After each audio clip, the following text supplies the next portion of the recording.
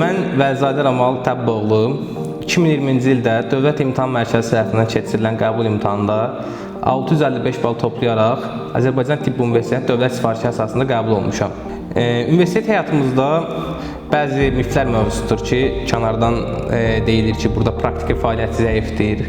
Lakin mən 6 illik universitet fəaliyyətimdə bizim dərslərimiz 3-cü kursdan sonra klinik şəraitlərdə keçirilir. Burada olan həkimlərimizin bizim üçün necə əməliyyatlarda iştirak etməyimiz üçün şərait yaratması, əməliyyat gedişatında bəzi prosedurlarda, icazə verilən prosedurlarda iştirak etməyimizə şərait yaratması həqiqətən bizim üçün çox öyrədici oldu. Universitet sadəcə bizə təhsil və praktiki cəhətdən dərs vermədi.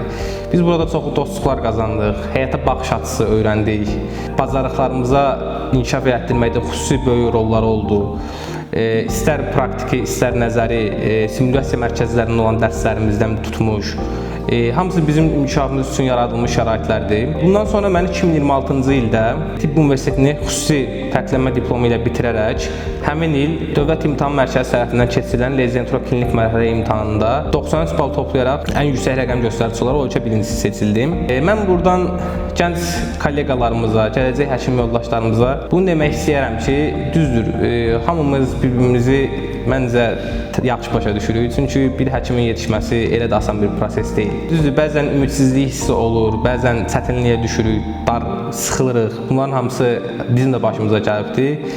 Amma mən həqiqətən daima deyilən bir söz o idi ki, çəkilən əziyyət yerdə qalmaz. Bu söz imtahandan əvvələ qədər mənə biraz belə adi bir söz kimi gəlirdi. Lakin imtahandan sonra mən həqiqətən şahid oldum ki, çəkilən heç bir əziyyət yerdə qalmır.